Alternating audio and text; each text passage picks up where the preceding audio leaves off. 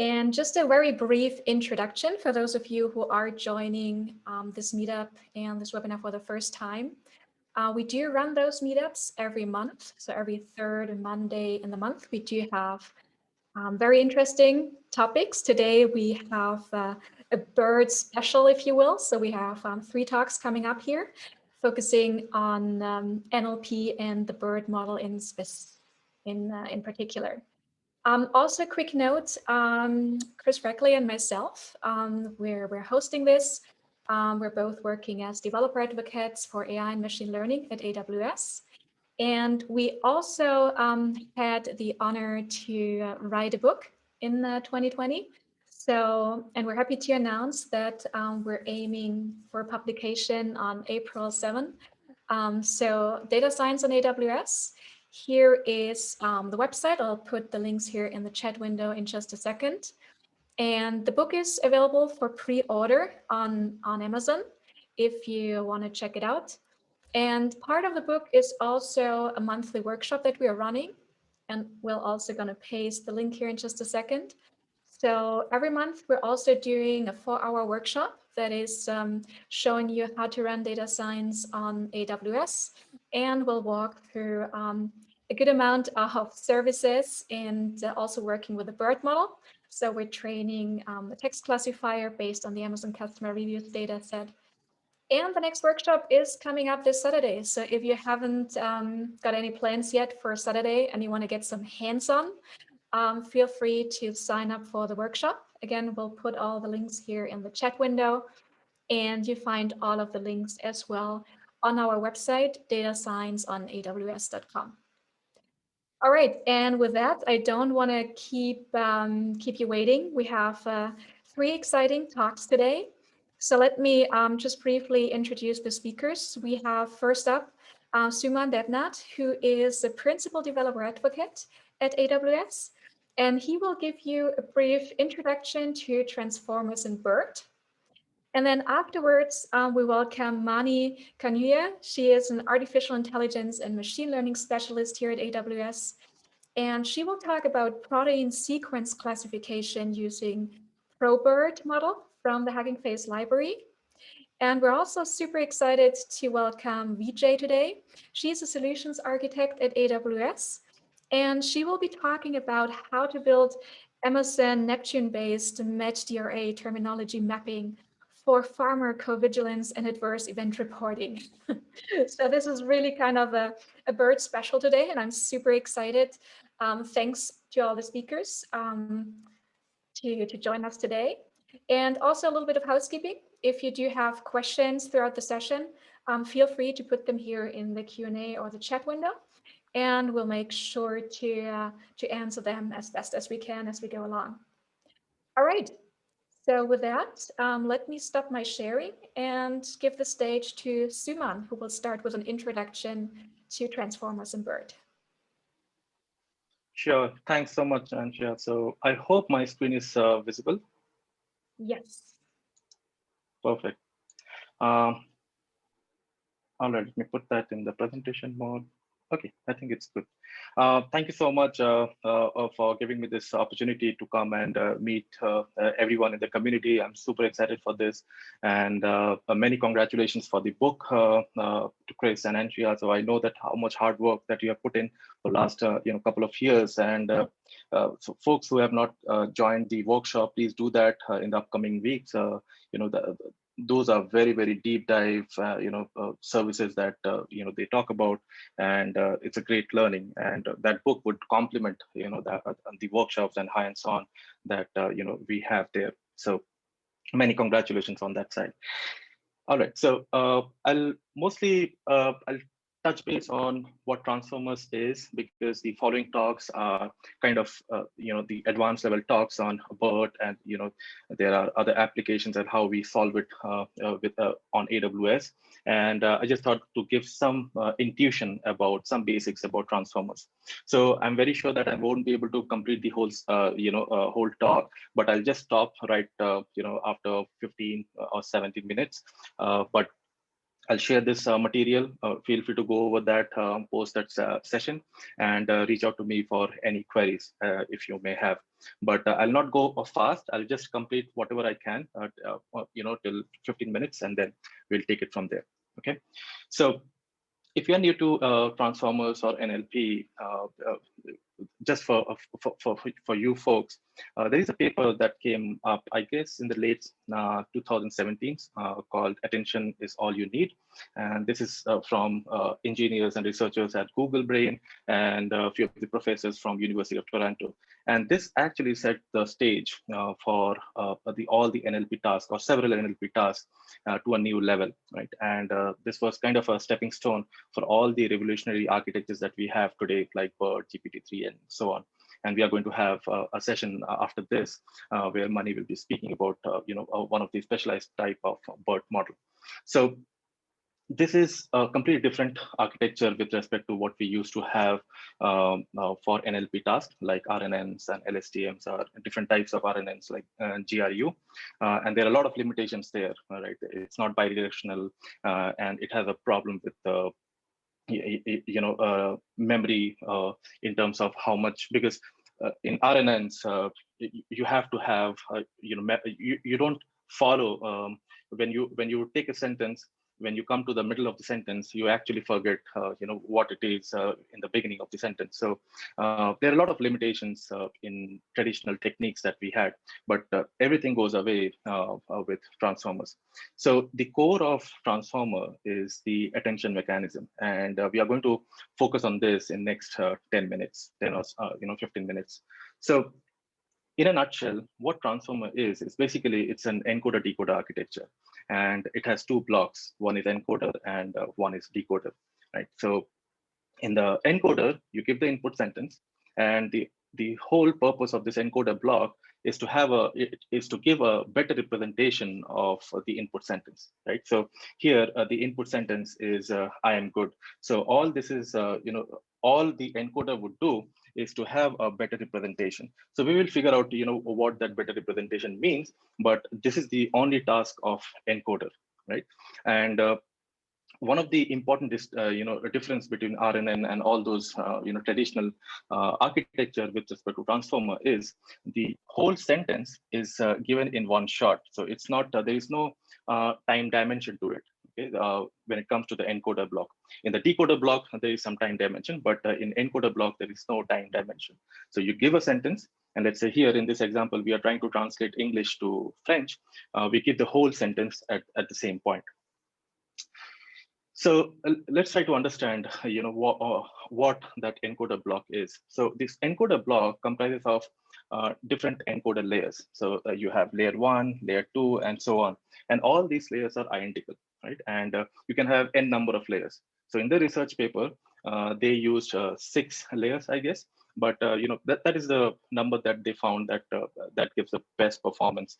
But we are free to use any number. But let's assume that the number of layers are 6, right? And all these layers are identical to each other.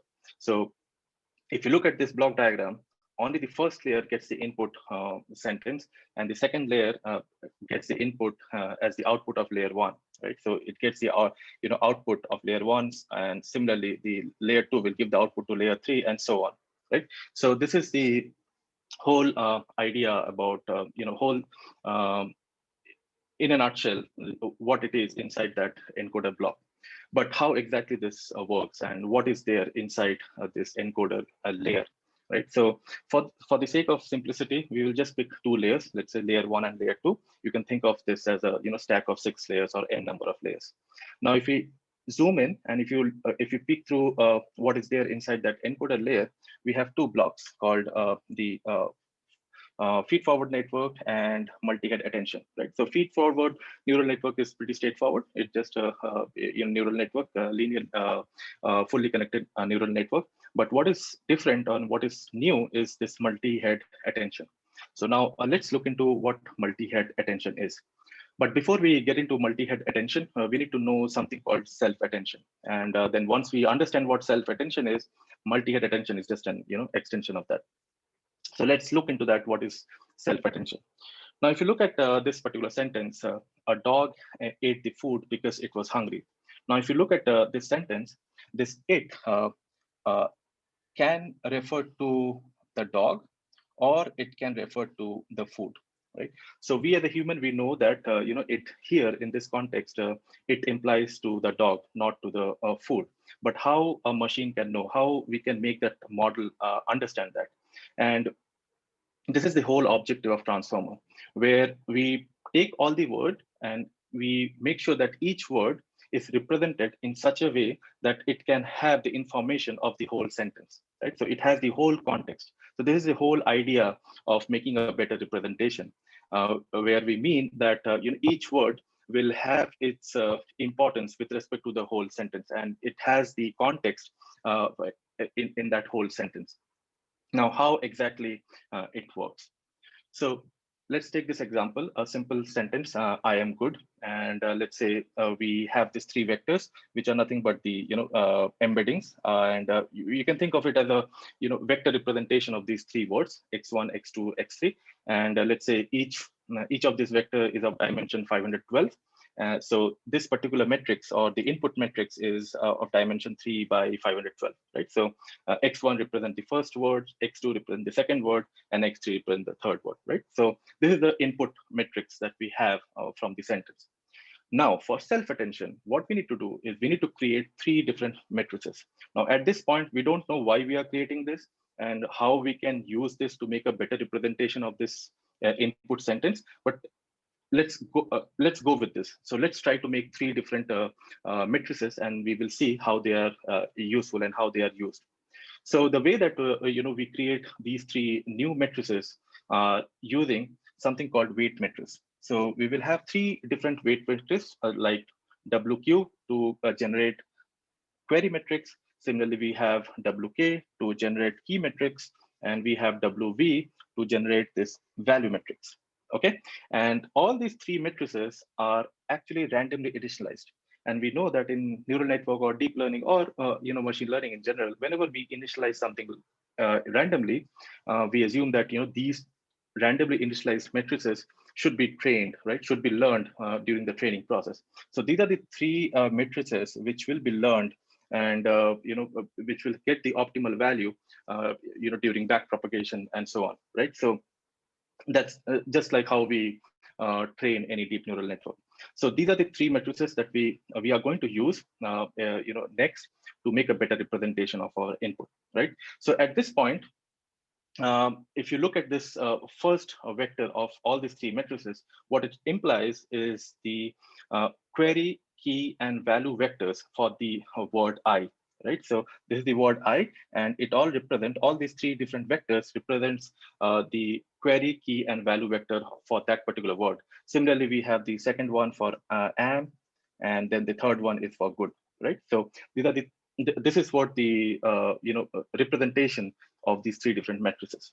Now, how we are going to use them and how it is going to help us to make a better representation.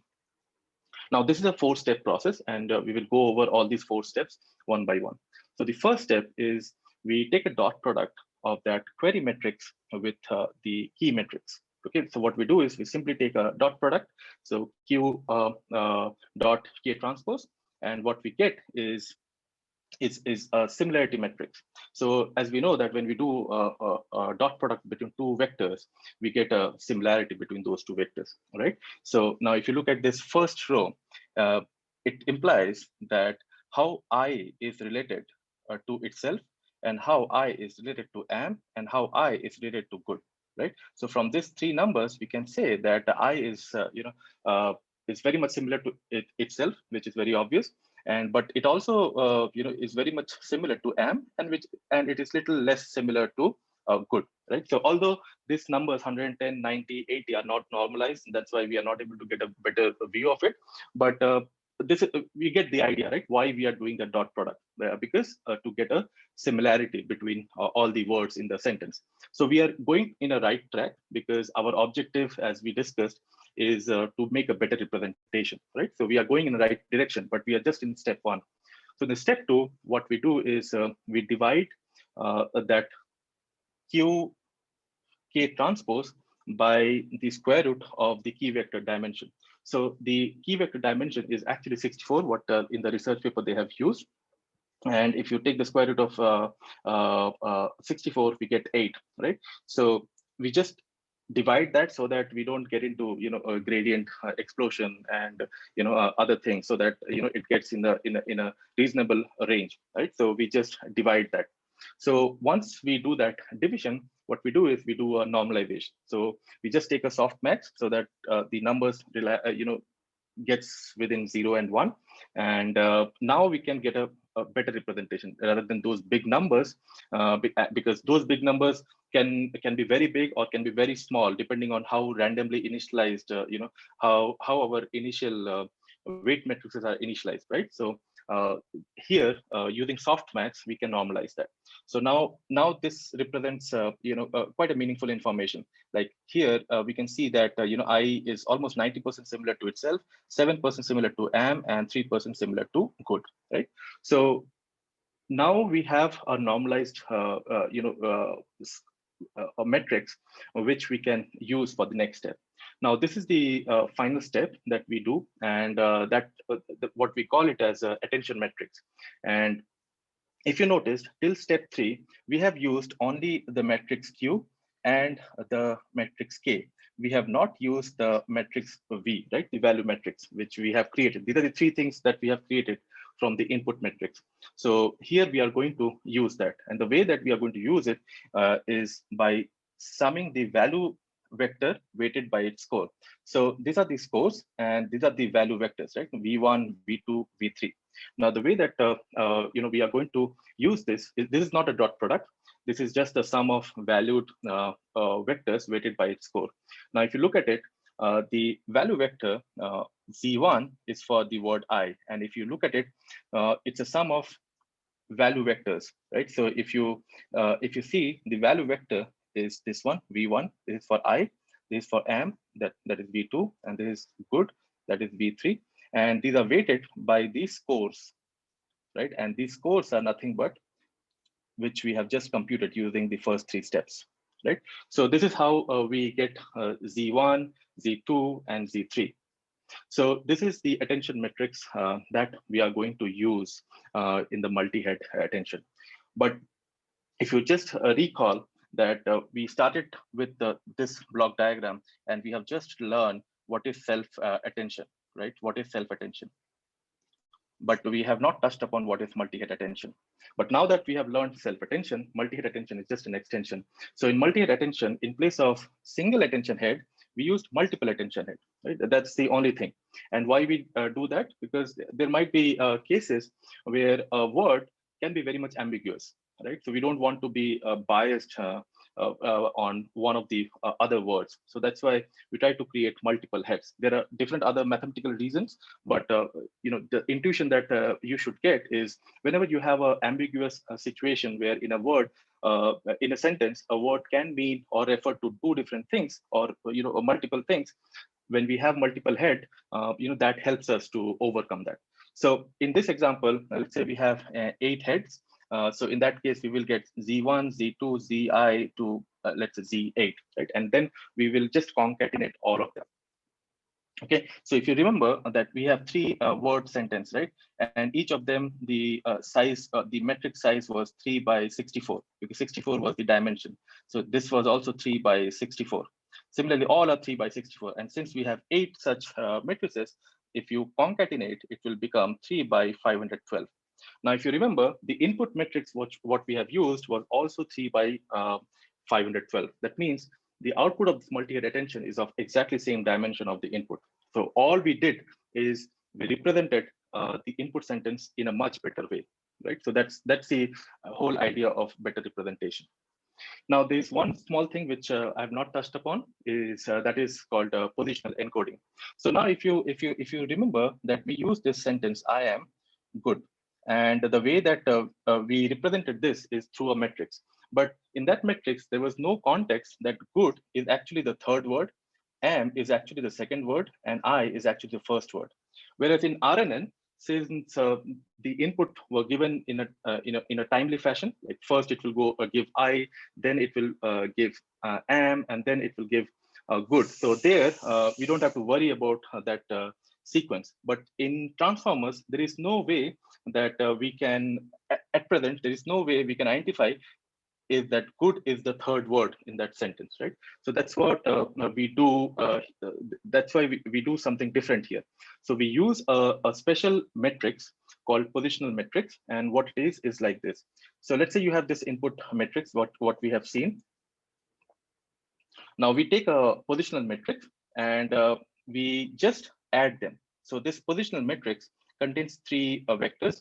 Why three vectors? Because it contains three words, and we just simply add them. Now you may ask how we get these numbers, right? So the maths behind that is little complex, but these numbers are static. Okay, so this whole numbers are very static, but all this represents is the first vector is actually stands for the first word, and the second vector stands for the second word, and so on. So when you sum this particular vector not only represents that it is I, but it also represents that it is the first word. Okay, similarly the other words.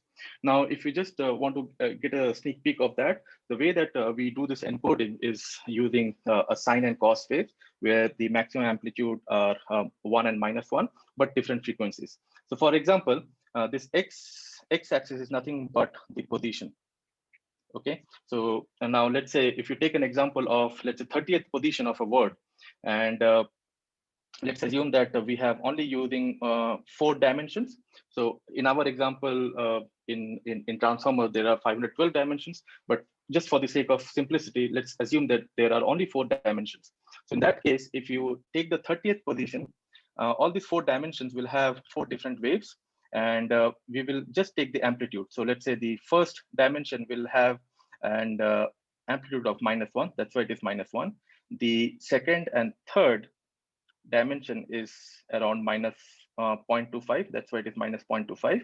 And the third dimension is roughly around 0.91. So this is the vector which will be added. This would be the vector -1, minus 0.25, minus 0.25, and 0.91 would be added with the 30th word of that input sentence. So when we add this, we preserve the position of that particular word, right? So this is the hack that we do.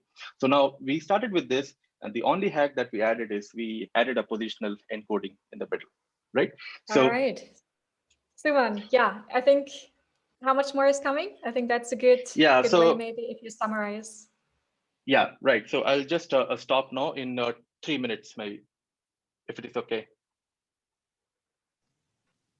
Give it a quick summary. Yeah. Yeah, sure.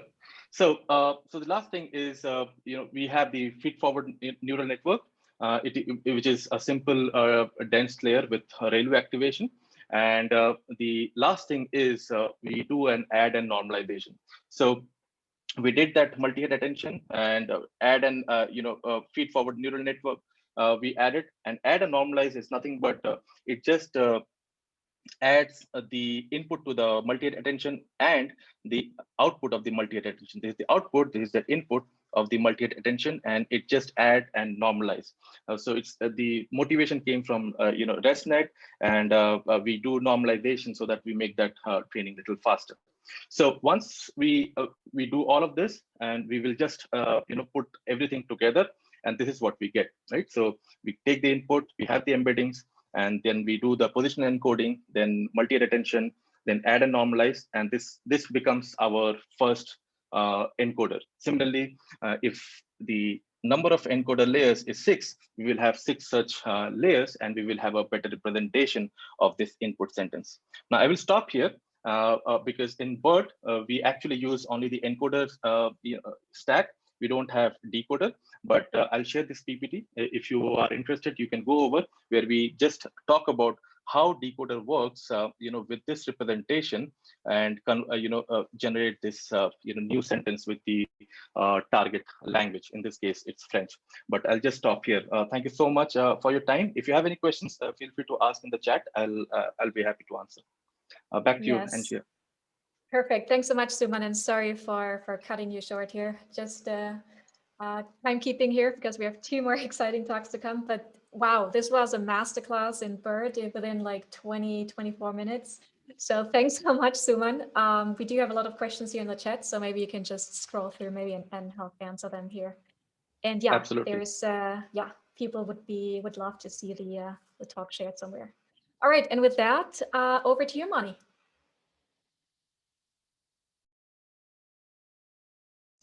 Yeah, hi everyone. Hope you can hear me. And I'll quickly start with the talk. And just a brief introduction. Angie has already given a nice introduction about me. I'm an AI/ML specialist at AWS, and today I'll be talking about protein classification with the ProtBERT model. And we also have the author of the paper today, so feel free to ask questions. And thank you so much, Ahmed, for joining. This is really nice for you to be here, and I really appreciate it. So with that, I'll start sharing my screen.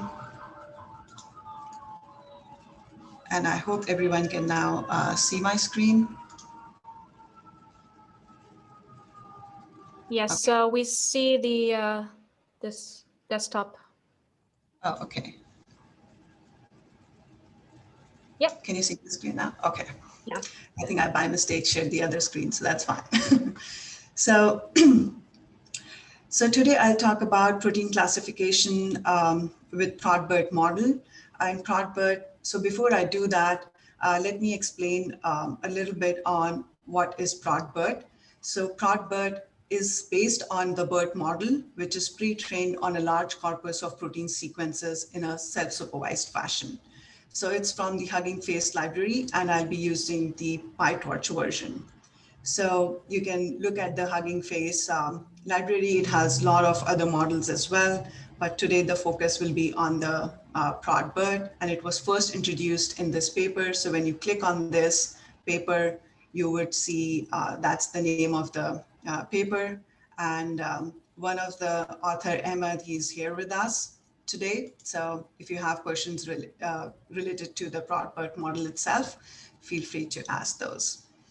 And I won't go through the entire paper, but I would talk about and explain about what protein is, a little bit give you a background on why is it important to do the protein classification and what are some of the existing methods that we have and why there is a need of an alternative solution, right?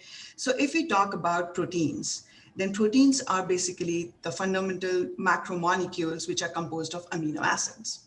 Now, there are 20 essential amino acids, which are each represented by a capital letter, and they combine to form a protein sequence, which can then be used to predict the subcellular localization. When I say subcellular localization, it's a location of protein in a cell and structure of proteins.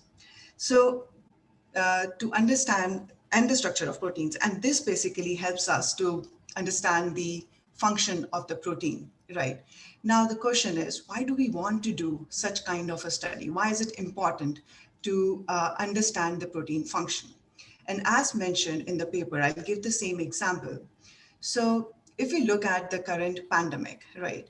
So what really happened over there? So there was a spiky S1 protein of the SARS-CoV-2 virus, and that binded with the human receptor protein ACE2, and that caused the COVID-19 pandemic.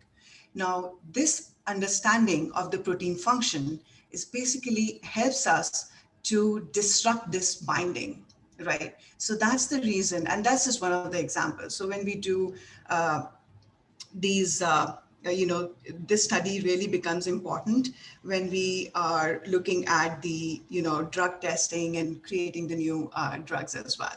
So I just wanted to give an example that resonates with us in this particular time, so that it becomes clear on why is it important, right? So that's one part. Now you would say, okay, we are understanding the protein function, but there might be some existing methods. So let's talk about what are the existing solutions that really are available for us, right?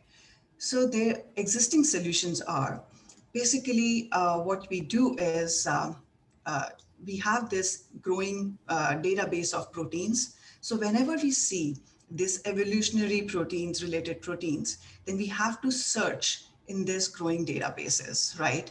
And they're, as we mentioned, they are growing exponentially. So it is very time consuming to do that database search, to extract those features and all. And on top of that, the existing solution will actually deteriorate if not sufficient number of related sequences can be found, right? So that basically calls for that there is an alternative need or a need for an alternative solution, right? So in that particular need, so now that's the reason why these language models, LMs stand for language models, come into picture.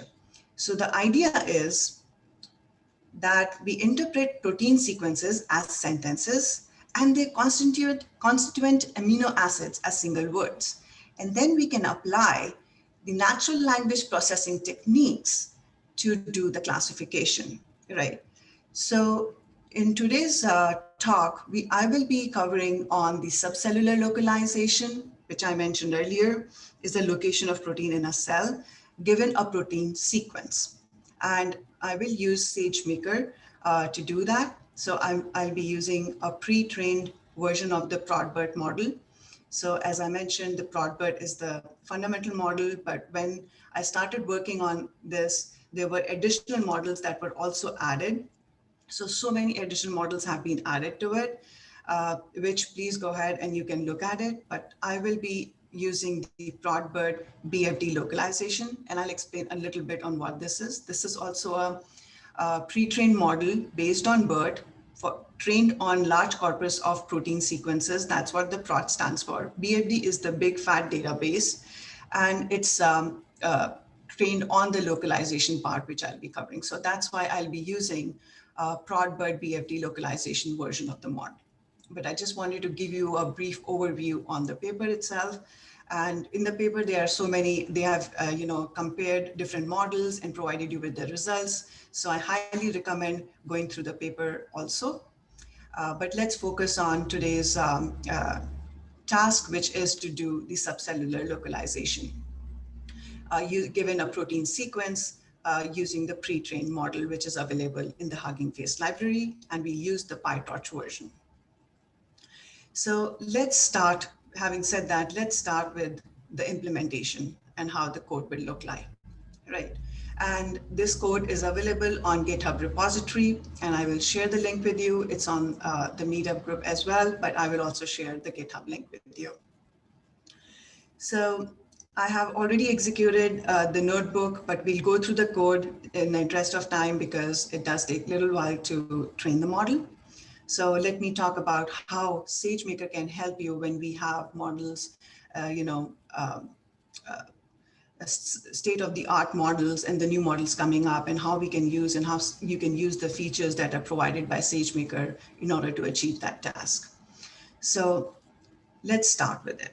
So first, what I'm doing in this section is basically upgrading the PIP and installing the latest version of SageMaker and Boto 3 and Seaborn for a little bit of visualization that we'll be doing. Importing the important libraries. This is just to check that we have the latest version of the SageMaker. Specifying the bucket where my protein sequence data will go. And this is just for random seed. Now with the database itself, what I'm using over here is the deep log data set, which is available over here. So if you want to go and look at the details of the data set itself, you can click on this link and you can see the details of the data set. So it's a FASTA file, which is composed by a header and the protein sequence. It looks like this, where this is the protein sequence that we have, and that's the location. And it also has test and the train, based on which we have divided the test and the train data set. So now we are downloading that data set and reading the FASTA file, converting it into, and just looking at how it looks like. Now we have it in the pandas data frame. We'll do a little bit of data exploration to see how our data looks like.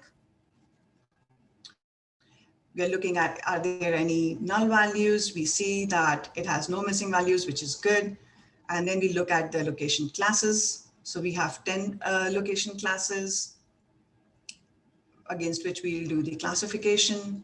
Now let's look at the length of the protein sequences. And that's how the distribution looks like. Now, if you see, based on this particular sequence length distribution, if we select the length close to 1536, that will basically cover most of the sequences, right?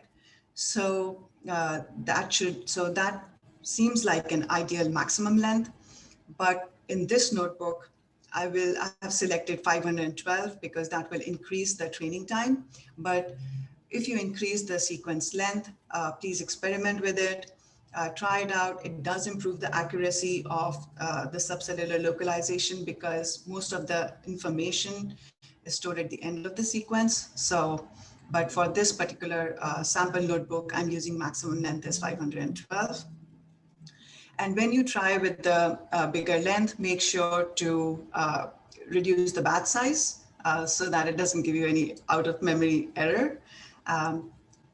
Okay, so just wanted to mention that as well. Now, over here, we are looking at the different categories and creating a class name on all the classes that we have, 10 classes, as we mentioned earlier. And now we are just dividing the data set into training and the test data. So we got close to 11,000 records as the training set and close to 3,000 records as the test set, which is about 75 to 25% data split, which is good. Now we'll upload it to S3 bucket, these CSV files, because for SageMaker, it takes the data from the S3 location. So that's why we will upload it to S3. So now we are uploading our data set on S3 bucket. And now we'll go through our training script because we will use the pre-trained version, but this is my training script that we are going to use. And I'll give you a walkthrough on how this training script really looks like.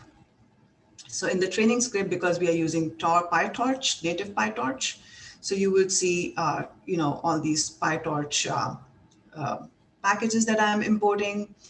And this part is important where I'm specifying the network definition. So what this is, I've created the class protein classifier and I will show you how this looks like.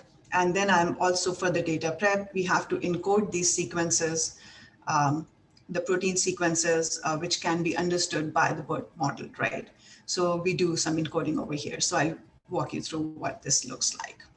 So it's a very simple class. We are using the pre-trained model. So I'm not creating the whole model, but I'm adding a classification layer to that. And we have 10 classes. So I'm using the existing model and then adding a downstream classification layer to it so that we can classify the protein sequences based on their subcellular localization, right? So very simple implementation on that side. And then the input that goes into this model is basically the input IDs and the attention masks, which are required by the BERT model. So that's how the data prep looks like. And this is, if you look at it, this is basically the main function over here is the encoding. We provide the protein sequence, right? And we provide the target, and then we have to do the encoding. This is the main important part. So what we are doing is this function is available with the BERT model, right? So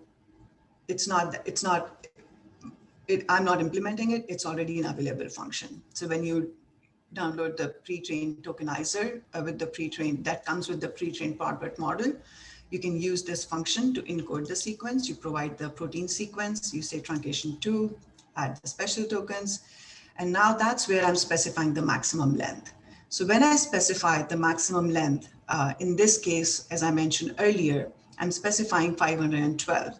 And I'm saying padding maximum length. So what does this mean, right? So this means that the protein sequence, which is shorter than 512, will be padded, right, to make it equal to 512. And since the truncation is true, so the protein sequence, which is greater than 512, will be truncated. So that's why we have that maximum length. And this is what the encoding thing is also doing. Return tensors, PT means PyTorch, right? So what we are doing is we are encoding this, and then from this encoding, we are returning those values. We are returning input IDs, attention mask, and targets, and the protein sequence so that we can relate to it. So that's what we are doing over here, right? And this basically goes as an input to the model itself. And we are using these two classes in our train.py that I was walking you through earlier. And additionally, what I'm doing is, because we have this data set, which is big data set. So what you can do is with SageMaker, we have recently introduced a new feature, which we call as SageMaker distributed SDK. We have both distributed data parallel and the model parallel, but in this case, I'm using distributed data parallel.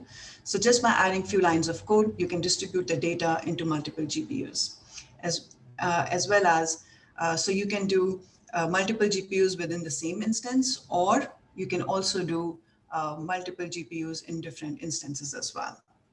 So I'm just specifying the SageMaker distributed data parallel library, initializing the process group, right? And then this function is basically getting the training data loader, which is required. You can see that it's calling the protein sequence dataset class that I explained earlier. Then the test loader, similar, that we'll be using. And I'm also freezing some of the layers so that we can increase the training time. So I'm freezing first 15 layers, but this is really a choice. It's not like a mandate that you need to do that, but I'm just doing because it increases my training time, and the model that we are using is already pre-trained on the protein sequences, right? But this is just a choice that I'm making so that my training can be faster.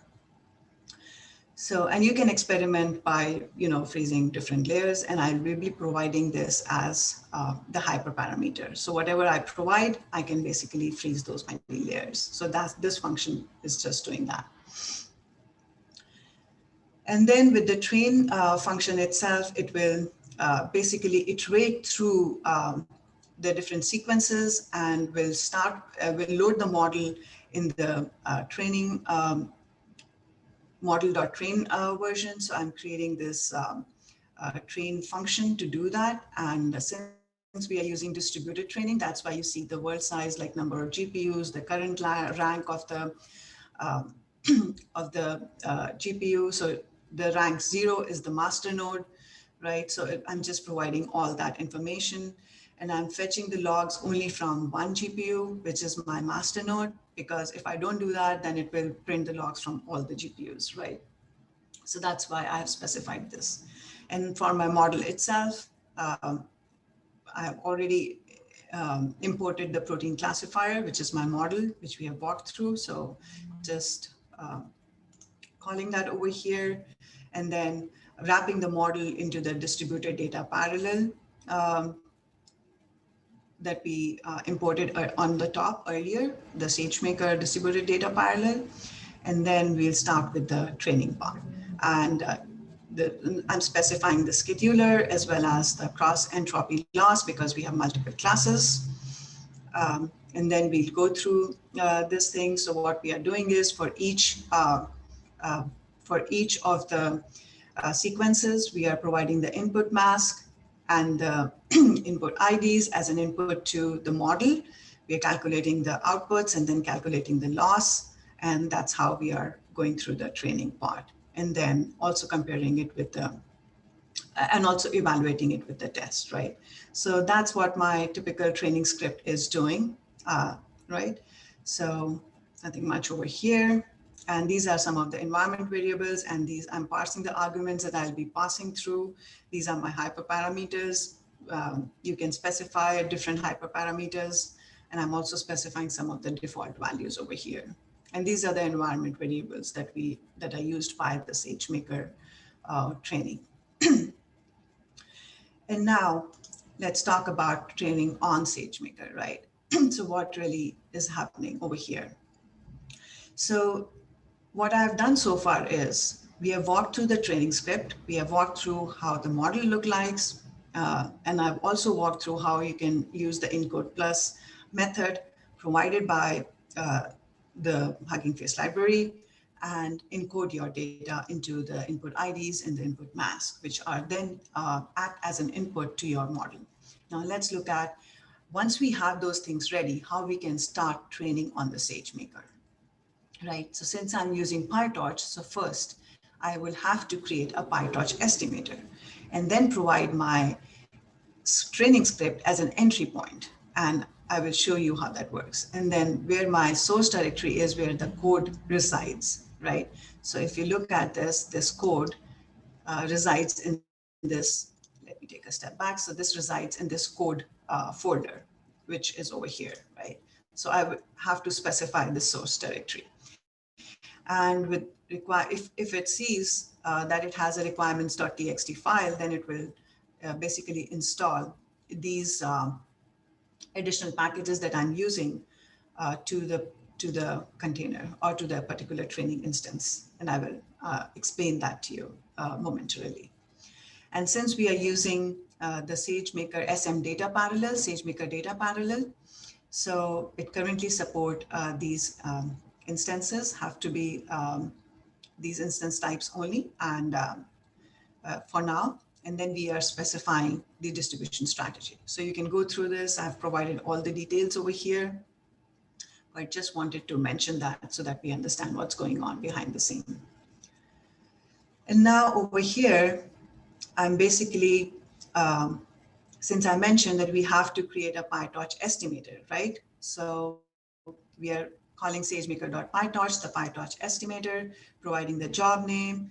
And now I'm doing exactly what I mentioned earlier. Entry point is my training script. Source code directory is the name of the directory where these scripts reside.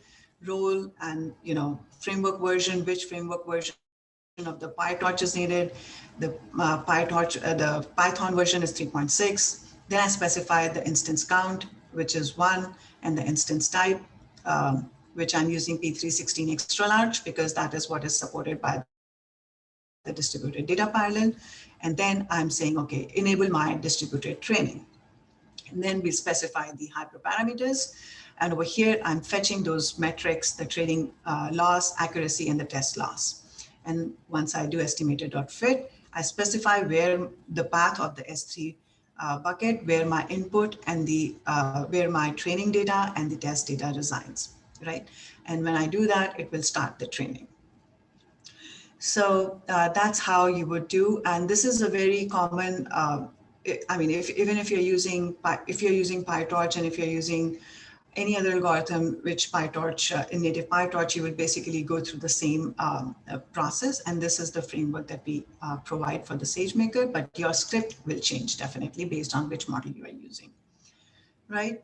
So now let's go through some of these logs that we have, and I quickly go through the accuracy side. So I'm just using 3 epochs because otherwise the training will take a lot of time. And I want to show you a few things. That maximum length, it shows that 512, I'm freezing the 15 layers, I'm using this model. So it gives me everything in the logs. And it then shows me, okay, this is my 42% on my first epoch. Then within the by the time we reach the third epoch, it gives me 65% accuracy. So only with 3 epochs, we can see that the validation accuracy is 65%, which is pretty decent, but you can optimize it further. And for that, I would suggest that please go through the paper that I mentioned earlier. The authors have provided with a lot of information over here, which I'm not providing. So please go through that paper. Highly recommended, and try it on your own. And increasing the length will also help in increasing the accuracy. So please try out on your own. And so once we do that, and another quick thing that I want to mention that SageMaker provides is if we go at the end, you would see that the training job completed and issues found. So what is this? So what we are doing over here is we are leveraging SageMaker. And with SageMaker, there is a new feature that was launched, which basically tells you, because what's happening when we are doing this training. Behind the scenes, when I say instance count 1, and I mention the instance type, it basically, when we start the training, it will launch that particular instance and it will start one instance, right? And then that particular instance has close to 8 GPUs. And then since we are using data parallel, it will distribute their data into those different GPUs, right? And it will do the distributed training. Now, when we are doing that, when I'm doing that, I don't know how my instances are, that this particular training instance is being utilized. So in order to provide that transparency, that's where the SageMaker debugger helps. So when we say issues found, you can actually go and look at the more information on it. So if I already have it over here, but how you reach over here, I'll tell you. So you can go to, from here, you go to the experiments and trials, and you can see those experiments, right click, open debugger insights, right? So I have already opened because for the sake of the time, I wanted to make sure that I show you this. So when you do that, it basically shows you the CPU utilization, the network utilization, the GPU utilization over time. And the one that I really like is this heat map.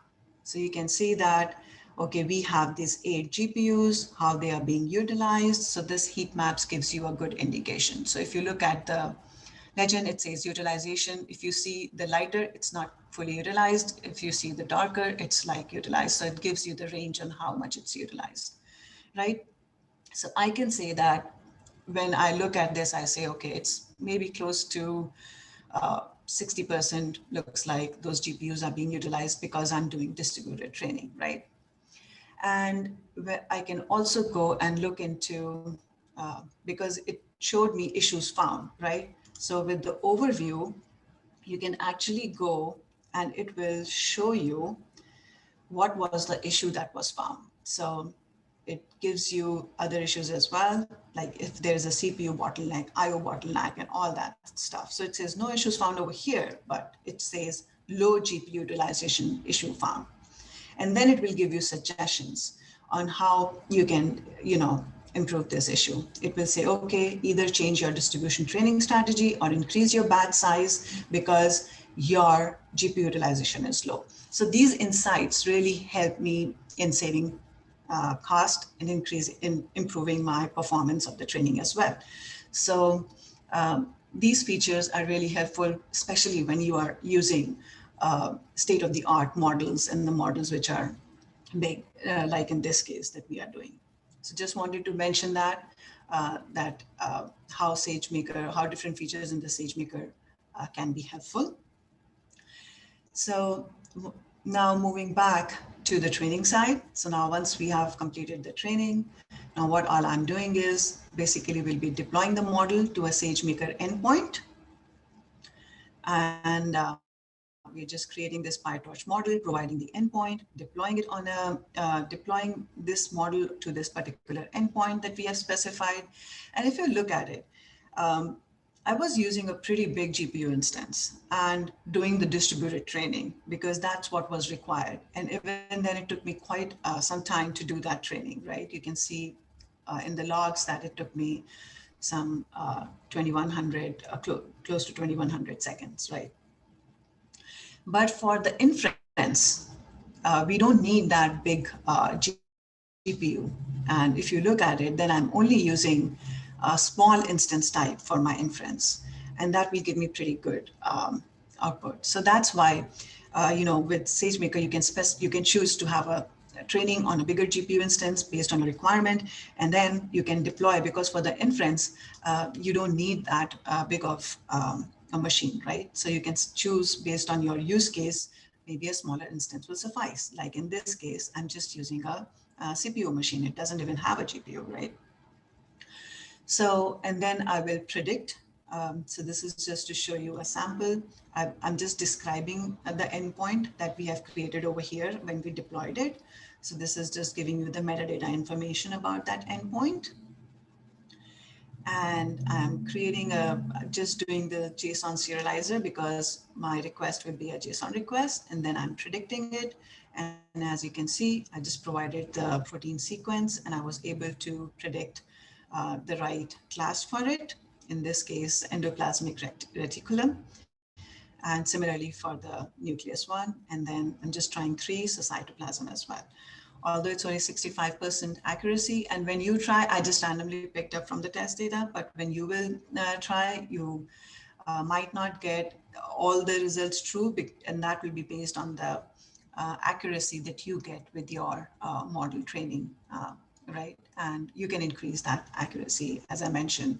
Go through that paper that provides you with a lot of information on how you can improve the accuracy. It compares so many different models. I'm just using one, and it compares other things as well. I'm just focusing on in this talk, and I was just focusing on the subcellular localization, but there are other things that also can be done, like the structure of the protein, as well as whether it's a membrane or the water-soluble protein, so that all those things can be done. And there are models on it. And if you go to my GitHub repository, and I want to share that. So when I open source my GitHub repository, Ahmed was really kind to visit it and provide additional information on it. So if I go over here, so he told me that there are other better models other than ProtBERT as well to do this. We have this ProtBERT, BFD localization, which is suited for this task, but there are other models as well.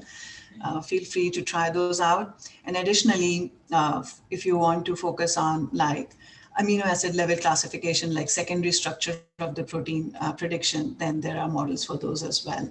And I think Ahmed and his team is working on additional models as well. And I showed you there's so many models that they're working on for different tasks. So please visit, look at the information that is there in the Hugging Face library. So that will be beneficial to you as well. So with that, I'll hand over to Vijay, who will be giving our next talk. Thank you, everyone, and I really appreciate it. And I will share the GitHub link and the information that I presented over today. Thank you. Perfect. Thanks so much, Mani. Really appreciate. We got a lot of questions, so really, really exciting talk.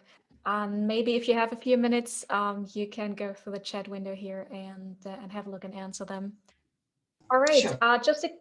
Thank you so much. Just a quick plug. Next month webinar will be a special on quantum computing.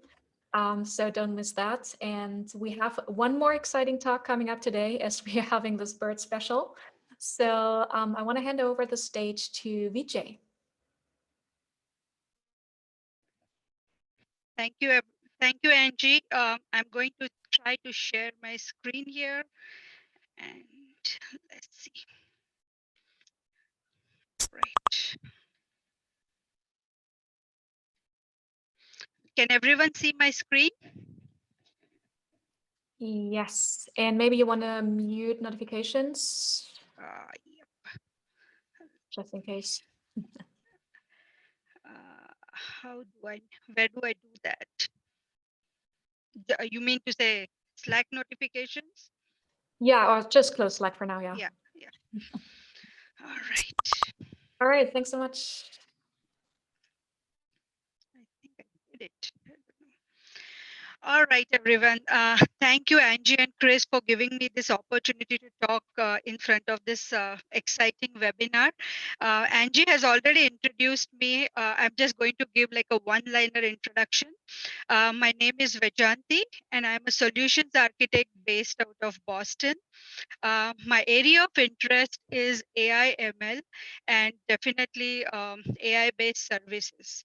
So in today's session, we'll be walking through a solution where we use natural language processing services as well as Amazon Neptune, which uses MedDRA ontology mapping for pharmacovigilance and adverse event reporting.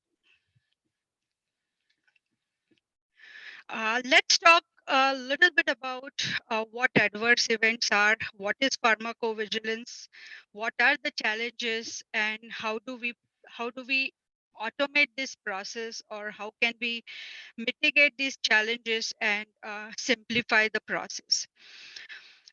In pharmaceutical industry or in healthcare, identifying and reporting adverse event for the clinical trials is a very critical part of long-term product safety. Regulatory agencies like FDA, they want any serious adverse event to be reported to product manufacturer in a very timely manner for the safety of the product use.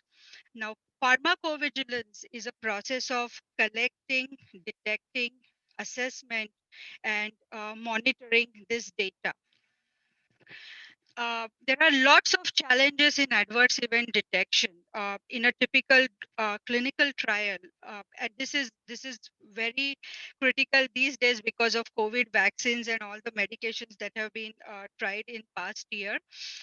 So in a typical drug therapy, we have around on an average close to 5,000 patients sign up for drug therapy, and on an average, there is an intake of 100 cases from various sources who want to report the any adverse reaction or any type of side effects or any symptoms. Now, this data or these sources, they can be disparate. They can be coming from either via, so it could be a call made by a patient to the nurse. It could be an email. It could be fax, and the data is very unstructured and very coming from a very disparate system. The biggest challenge in handling this type of data is this process can become very manual. It could become error prone if there are spelling mistakes, and it is very tedious process because we are dependent solely on the person who is processing this data. Uh, this is where natural language processing services like Amazon Comprehend Medical, Amazon Transcribe, and also data store like Neptune database, they come to our rescue. We are going to do a quick walkthrough of architecture in my next slide, but basically what these services help us do is they automate the process, and it increases the productivity, it increases the case intake. It becomes easier to standardize the input, and the process becomes more accurate and less error prone, and definitely it helps with the outcome of the process. Uh, this process can also be extended. So what the showcase or the use case that I have is basically we are going to detect adverse event using a recording. However, this can also be extended to any extent. For example, once you detect adverse event and you visualize the adverse event, you can also automate reporting that adverse event to the product manufacturer. So once you have the data available, you can really extend it to any extent to automate the entire workflow. This is the quick architecture diagram. This is the walkthrough of architecture. Before we go for the live demo, I'm quickly going to walk through these steps. So in this diagram, we are mimicking basically a patient and nurse interaction. We have used Amazon Connect, which is the call center service that is offered by Amazon. Uh, in this particular section or in this session, we are not going to make an actual live call. However, I'll be uploading a pre-recorded recording to S3, which is the object store service that Amazon provides. So step one is patient makes call to the nurse, and patient wants to report adverse interaction. He wants to just report the symptoms that he has for a certain drug. Once this call is over, once the conversation is over, the recording gets, so Amazon Connect saves the interaction in the form of a recording, which is a WAV file. It gets stored in Amazon S3. pre-configured Amazon S3, which is the object storage services that Amazon provides. Once the recording gets stored in S3, it triggers a workflow, which is nothing but step functions. It's a series of lambda function, and it triggers a step function which calls this lambda function. So step 3 is where we are triggering this step function, which will be calling the lambda function, series of lambda functions which are in this red box. Step 3.1 will be where this speech or the recording is converted from speech to text using Amazon Transcribe. Now, these are all, anything that you see in the red box, these are all different lambda functions.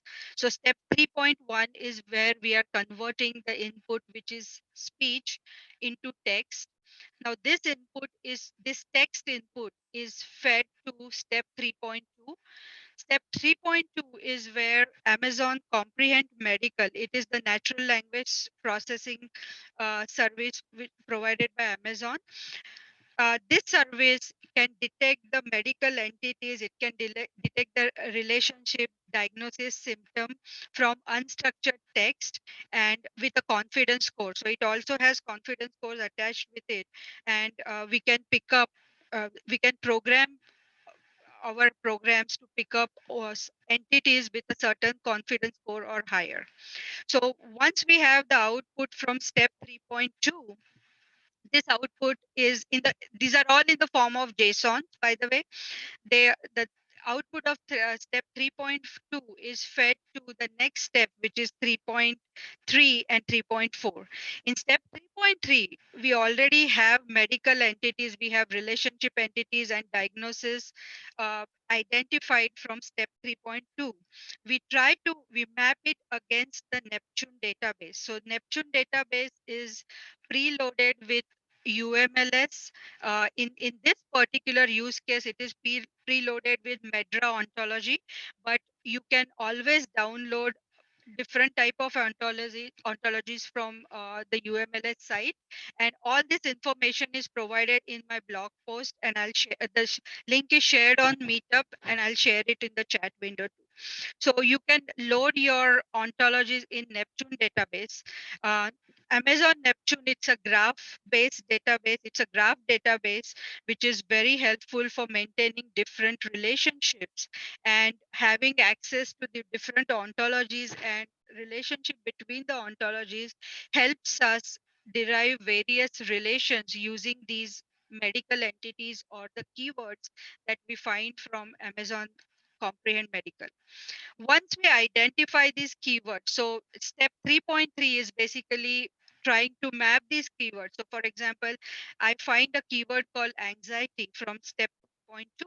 I'll try to map anxiety with the ontology that I have loaded in my Neptune, and it will bring all the data. What is its medical name?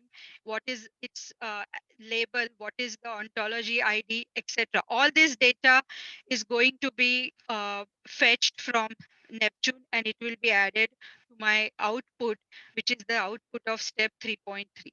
Now this output, this is provided for visualization. This can be this output in 3.4. It is provided to, or it is populated in Amazon Elasticsearch, and this can be visualized. The visualization we have used in this particular use case is Kibana.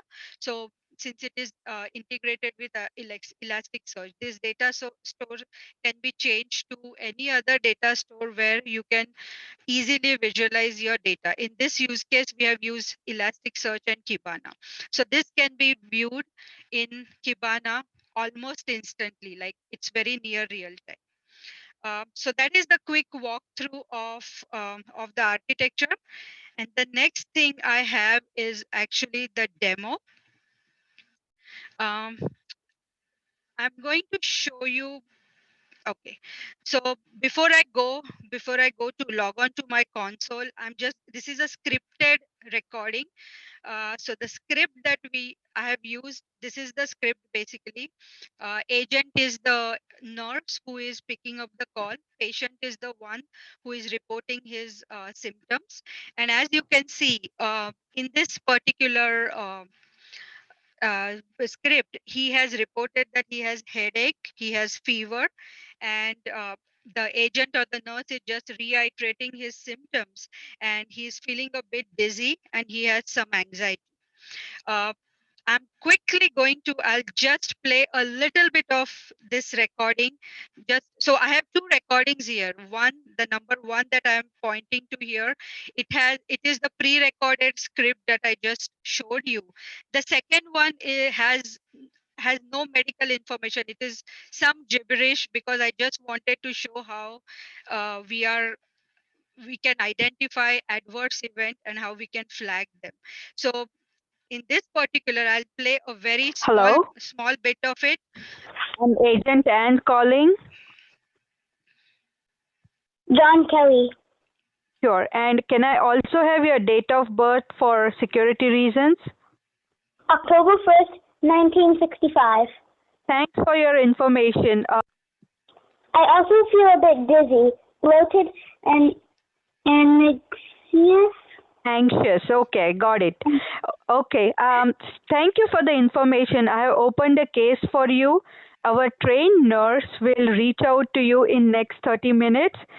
Just to confirm, you have headache, fever, and you feel a bit dizzy, bloated, and have anxiety.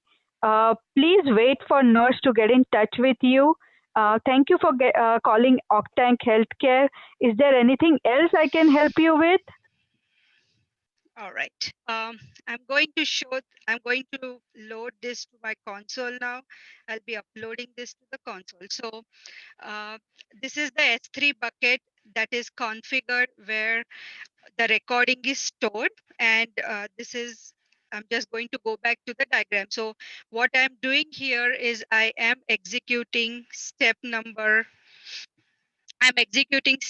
here. I'm going to skip 1.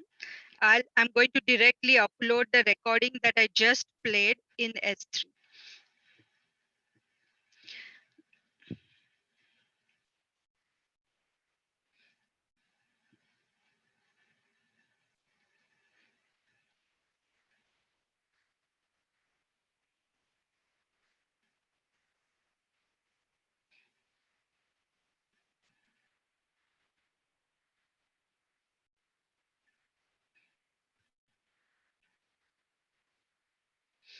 All right, so the recording is successfully uploaded here.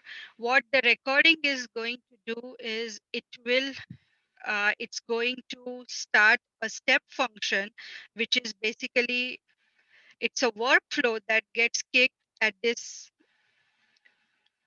event trigger. And we are just going to wait for this to finish, but I can do a quick walkthrough of what exactly the code does.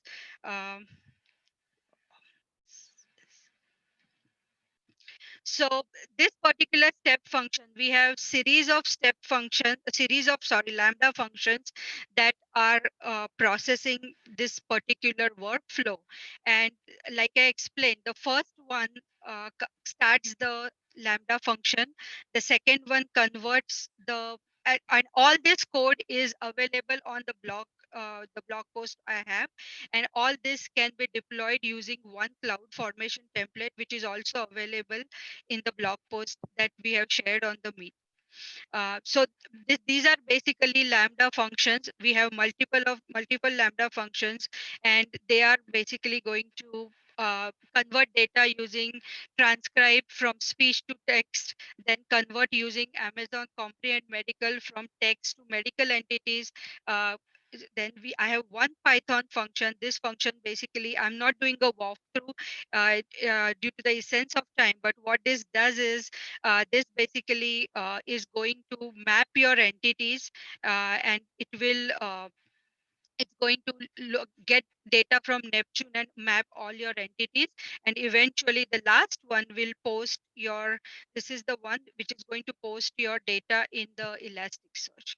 So I'm going to check quickly if my step function is finished. Yeah, so it's done executing here.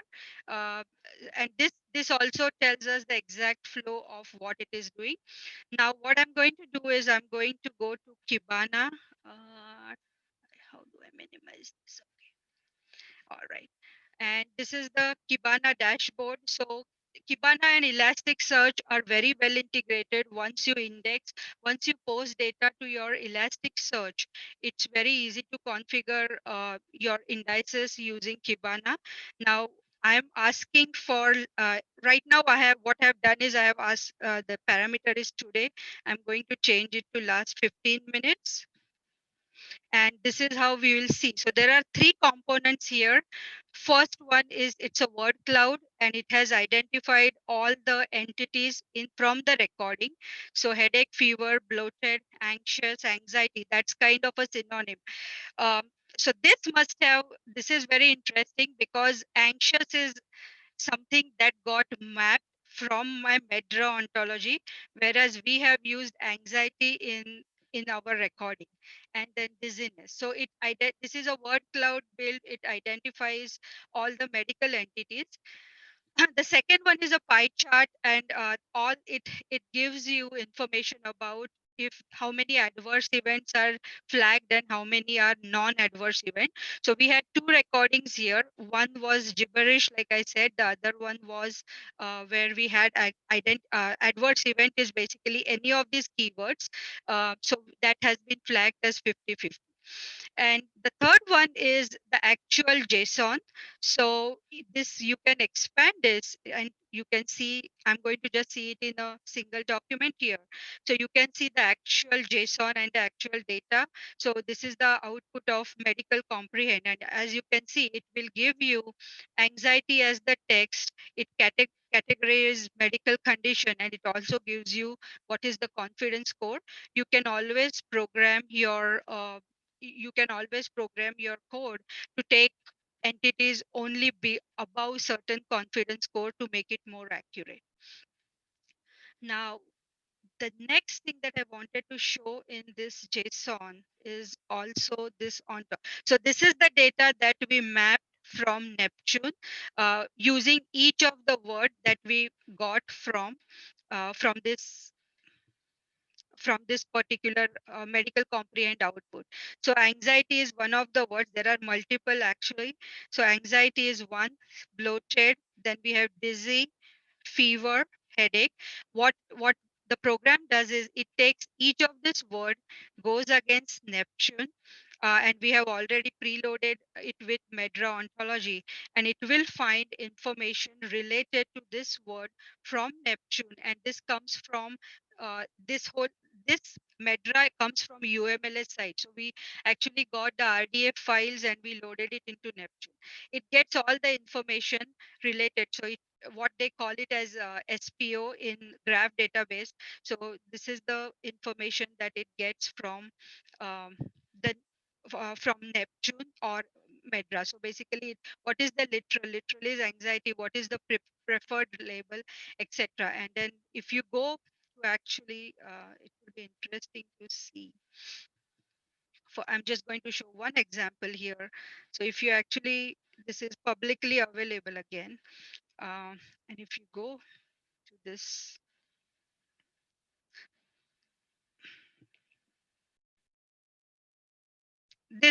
is what it gets basically. So this is the ontology. It has the classes, it has the preferred label, and all this information you can get into your JSON and make use of it.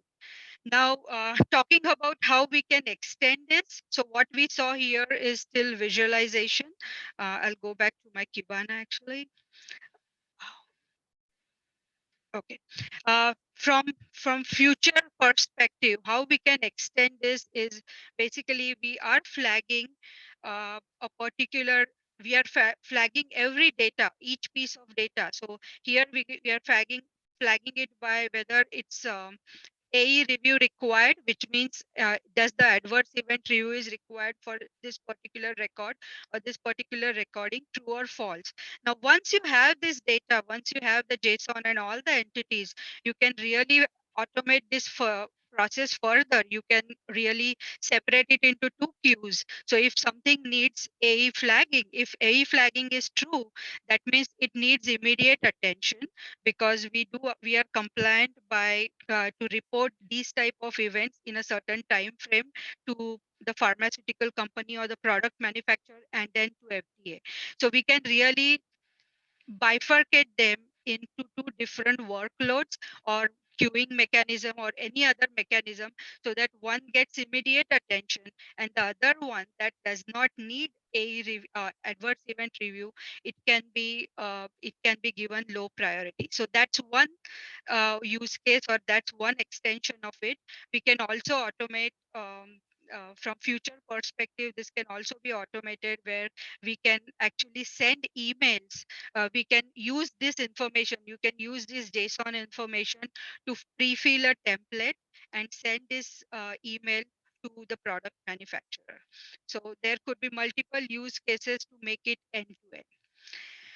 That's pretty much what I have today. If there are any questions, definitely put it in your chat window, and I'm more than happy to answer. And the blog post is also, the link for the blog post is actually provided in the meetup chat. I mean the meetup invitation. So blog post has all the code, and it also has the cloud formation template that can be used to deploy this solution. Yes, perfect. Thanks so much, Vijay. And I'll also repost the blog post here again in the chat window.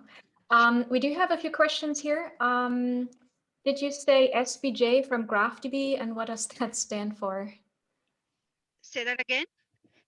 You mentioned something SVJ from GraphDB or something similar. The question is, what does that stand for? Yeah, it's Amazon Neptune is the graph database. That's what I mentioned about. Is that was what the question was? Let's see. Yeah, Sherry, if you want to clarify if that's what you're asking, or maybe something about SPO. No, you Oh, probably had SPO. one. Okay. Yeah. Yeah, it's okay. So it's basically you can get information from graph database. In case of Neptune, we have something called SparkQL, which is a query language for fetching information from graph database, and SPO is basically that. So it's a standard way of getting information from graph DB. It's basically subject. I'll have to look into what P stands for, and the O stands for object. So it's a standard way of querying graph database. Any information that so this information, all the MedDRA ontology, they are in the form of RDFs, and they were the extension is it's a triple file. That's what is loaded in Neptune, and you can there is a Gremlin library that can be used to query this data, and then there is SparkQL. So it's a standard way of fetching information from the graph database. O stands for object. It's the subject. I'll have to look into what P stands for, but I can always get back to you. Okay. Yeah. I know it's been a lot of acronyms here. Yeah. Today. So we had one more question about the language used. So if you selected the set of UMLS, or how did that work? So to understand the question, are we talking about the language that is used to code the Lambda functions, or we are using talking about the UMLS? Yeah, the UMLS. Do you mind repeating the question? So I'm not 100% clear on the question. Yeah, and Marina, if you're still with us here, you might want to rephrase to make sure we're answering your question. So the one put in here was, are you choosing the set of UMLS? Yes, in this case, so so Angie, you would be posting the link for the blog post, right? Yes, it's already in the chat, correct. Okay, perfect. Because that link has the link does have how to load UMLS data sets into Neptune. So what I have done is basically I've downloaded the UMLS data set, and it comes with different ontologies. For this particular use case, I chose MedDRA ontology to be loaded to Neptune, and Comprehend Medical already has RX norm, and ICD-10 is already supported out of the box use in Comprehend Medical. I loaded only MedDRA to Neptune, but it can be extended. But UMLS has all the ontologies, so you can really extend to load any ontology into Neptune, and then that gives you the relationship between the different ontologies. I hope that answers the question. Great, thanks so much. And I'll just put in a link here. If we have a lot of discussions going on here, so we'll probably keep the session up just 2 minutes. But yeah, if you have any more questions, want to continue the discussion, please feel free to join our Slack channel. I put in the invite link here. And I'll also going to repost all of the links here. We're going to post the recording to YouTube in just a few days. So feel free to check out the recording if you missed parts of today, maybe. And yeah, thanks everyone for joining today. Really appreciate you sticking around. And again, next month, we will have a special on quantum computing. So make sure you're joining us if you're interested next month as well. And for those of you who want to have some hands-on experience, we do have a workshop coming up this Saturday. So I'm also going to repost here quickly the link to our workshop if you want to join us. All right. And with that, thanks, everyone. Thanks, Suman. Thanks, Mani. Thanks, Vijay. Great talks today, and hope everyone enjoyed and learned something. I definitely did. So yeah, thanks everyone, and enjoy the rest of your days. Thank you.